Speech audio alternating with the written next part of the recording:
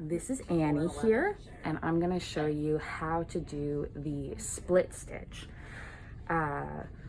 It's a great stitch for outlining, for decorative additions. It's use it similarly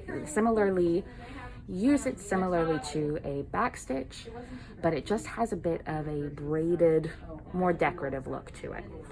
So you thread your needle, and you've got to make sure that you've got, I just split the thread into one and then tied it together at the end. So you take your needle and bring it up all the way through, and then bring it back down.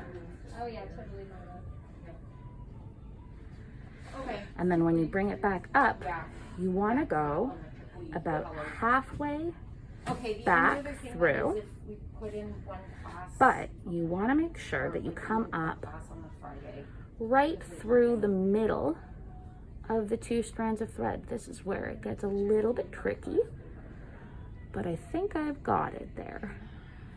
And you pull all the way up, and you just repeat that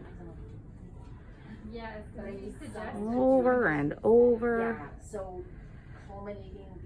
and always just making sure that your needle comes up through. I don't know if you can see that one there, but the thread has come up through the middle, and you pull straight.